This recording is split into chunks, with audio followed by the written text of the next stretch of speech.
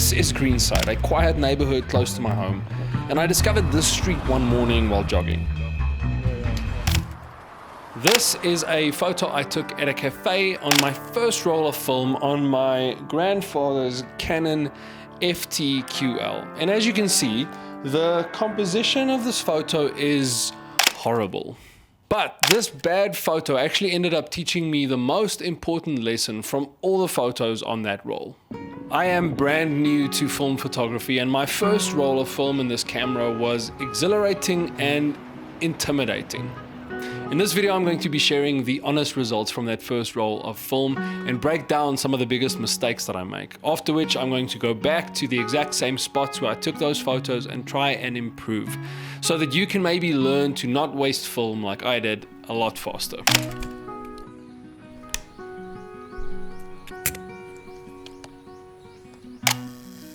Hi, I'm Kobus, and a month ago I bought this Pentax SF7 on Facebook Marketplace as a way to slow down my life. It truly was an experiment. And then not long after that, this camera came into my possession. It's a Canon FT-QL, which used to belong to my grandfather. It's the camera he used, and all of a sudden film photography became more than just a hobby. It became a way of rewinding time, seeing the world like my grandfather did. There's a lot of nostalgia and emotion wrapped in this little metal box. So that's the story behind this camera and that roll of film. Now let me take you back to where it all started. On that first morning, I walked these streets with no idea what I was doing. Just a mix of excitement and nerves and 36 frames in the camera. I was even filming on an old GoPro Hero 3 that I borrowed from a friend, so the footage is shaky, but so were my nerves. Actually a beautiful metaphor.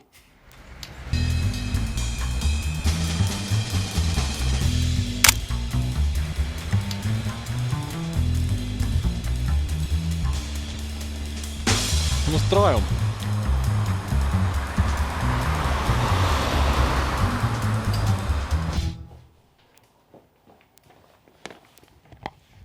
It's been a full month of waiting for these. This whole process is teaching me patience. I cannot tell you how many times I wanted to call the lab to hear if my scans were ready. But then I remember that the whole point of this film journey is to slow down my life and to have at least one thing in my life that isn't instant. Anyway, after a month, I can finally see what I shot. There's a part of me that believes that these shots are going to be perfect, but then there's another part of me that knows that I'm a beginner and I probably messed things up that I didn't even think about. So let's see.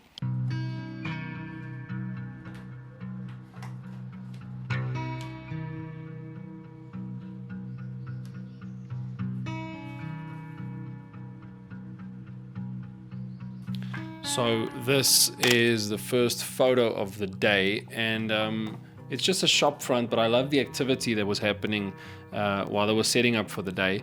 What I don't know is why I would frame this to the right. Why would I put the shop front to the right? There's nothing interesting on the left.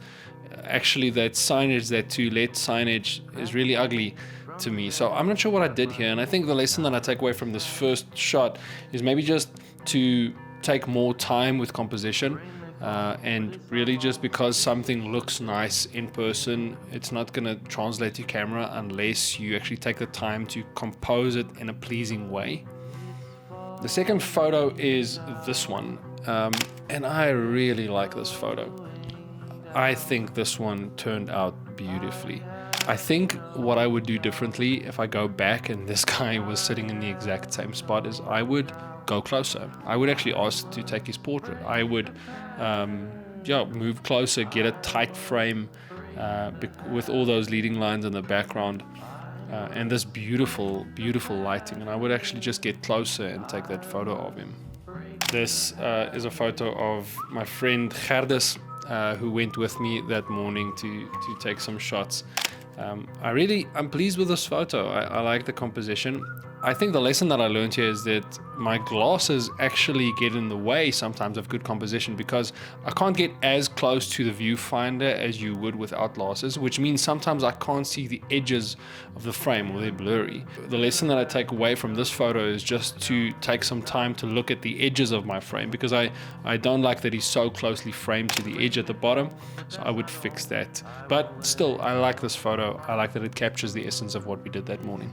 Here are a couple of more photos that I took of Gerdus this morning. He's a champ, love this guy, a beautiful human being, and he's teaching me a lot, so thank you, Gerdus. This was a impulse shot. We were standing watching this corner, and this guy came walking, and I just quickly tried to get the settings right, and I think it worked out pretty good. I like the fact that the sun is falling on those chairs in the background, and that the cafe name is still visible. I like that it's a piece of documentation about Greenside, about that street, so I like this photo. I think this is the worst photo of the day for me. Not crazy about it.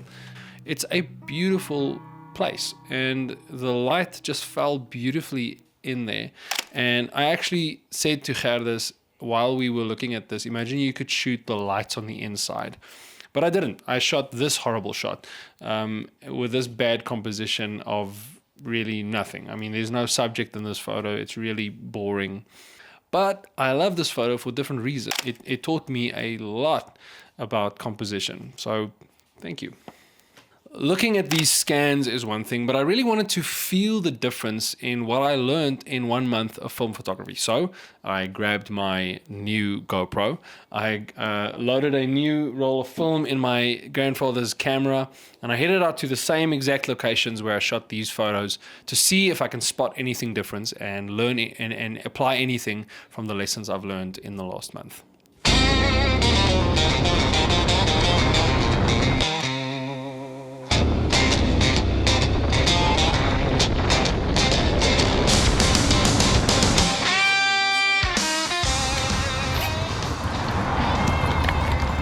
So we are in the same street that we were a month ago. I'm here with the Canon and the other Canon. Might get some digital shots as well, just for comparison.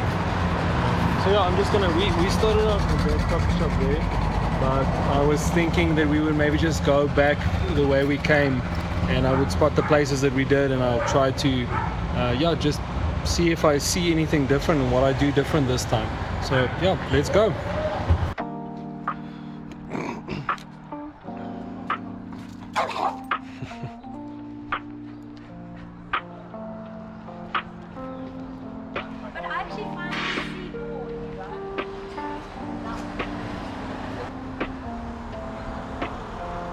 Last time we were here, I spotted this cafe with a shaded roof, and I just loved the look of it. This morning the sun was really coming straight down at the camera, and I thought I would get a nice lens flare. At 250.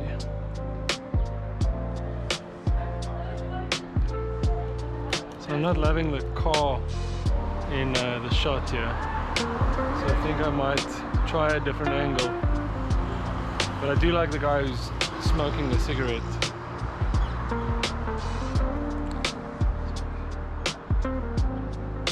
Maybe that frame is a bit closer. When I got the scans back, I saw that my composition was off, so I tried to really focus in on getting a good composition for this one.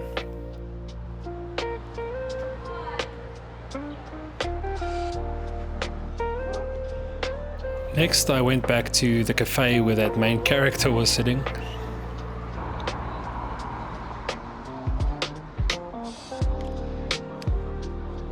There was another lady sitting there working, which looked like an interesting character, so I tried to capture her with the surrounding people.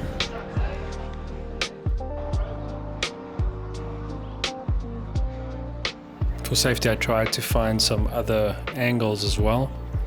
I'm shooting with a 50mm, so you have to keep your distance at times.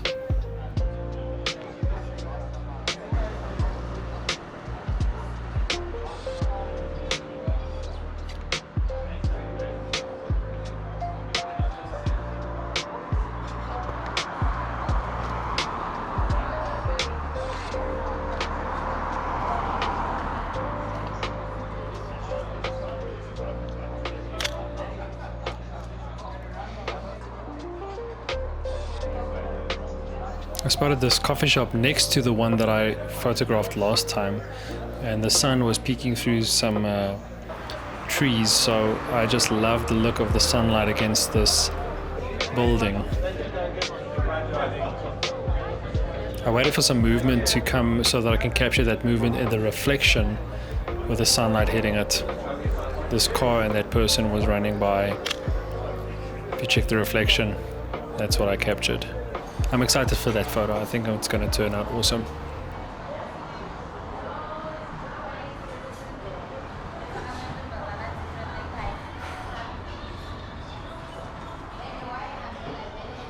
Hey guys, how are you? How are you? Good, and you? Do you mind if I take a photo of your shop? Yeah, I don't know, but I don't think it's a problem. Is it? Thank you. I'm just loving the sunlight falling on the chairs here. Okay. Thank you so much. Alright. Appreciate it.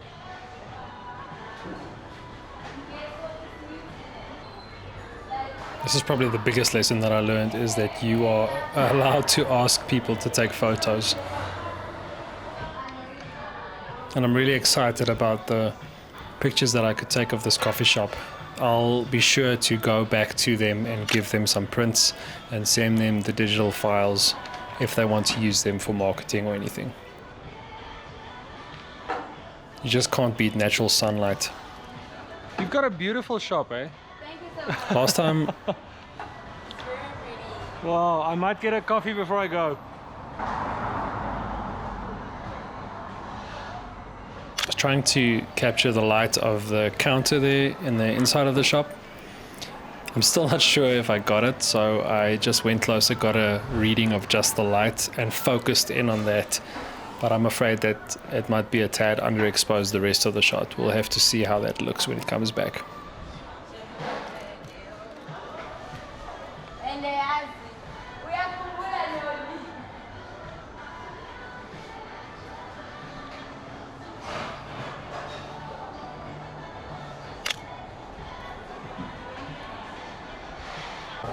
I'm excited about that one.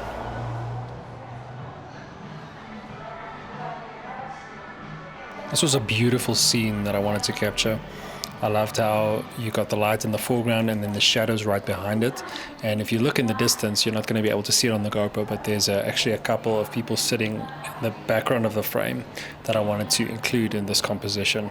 And I think this photo is going to come out amazing. Looking back at this first roll of film, there are 4 things that stand out to me, 4 lessons that I learned. The first lesson I learned is that metering matters less than I thought. Now, hear me out, it's important, but metering is not as important as composition. On this roll, I was obsessing about metering. Every shot I took was double-checked to make sure that I shot it correctly. And I'm still learning how to meter subjects. I know about metering the shadows and so on, but I was obsessing over it. But now that I see the photos, there are not many shots that have been ruined by wrong exposure. What ruined the shots is what's in them. Me including something that shouldn't be there, or excluding something that I now see on the GoPro footage that I missed. Film is kinder to exposure than I thought, but it is ruthless in terms of what you include and exclude. The second thing that I learned is actually that patience changes photos. This month I realized that sometimes you have to stick around to get the shot you want, and the photos on this roll of film that mean the most to me are the ones that I noticed something and composed a shot, made a shot, instead of just rushing by and trying to capture something fleeting. The opposite is obviously also true. You get those moments where everything just magically aligns. I love those moments, but for me in this first roll of film, more often than not, the photos that I really took time to notice, those mean something. I think what I'm trying to say is that beauty didn't show up in the running by life. Beauty showed up when I took the time to stop. Thirdly, I learned that I should actually engage with my surroundings when taking photos. On that first couple of walks, I treated every subject that I was shooting as a target that I had to sneak up on and take. Since then, I've learned that just asking opens up new possibilities, new angles, and approaches for beautiful photos. In the last week or so, when something catches my eye, I'll actually walk up to the person or the subject and ask them to take that photo. And even if they say no, it's a human interaction, not something that's stolen. And I love that. And when they say yes, the photo carries some type of different meaning because we have an understanding. We've acknowledged one another. And finally, I learned that even the bad photos are not a waste.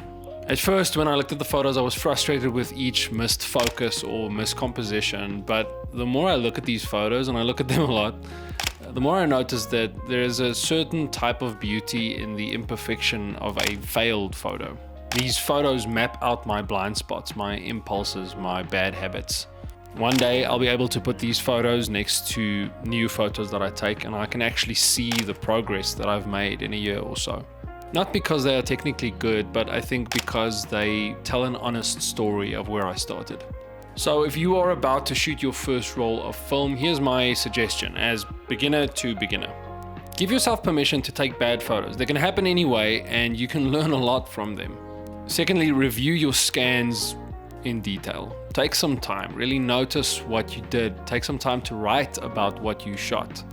The act of thinking and the act of thinking back on something that we did, I think is a lost art, which we should really revive. So take some time and, I don't know, journal or write about what you shot. What did you feel? Why did you take that photo? I think you'll learn a lot from that. I am definitely. And thirdly, maybe go back to the place where you shot those photos in the first place and just apply one or two things that you've learned. You will feel the difference immediately, trust me.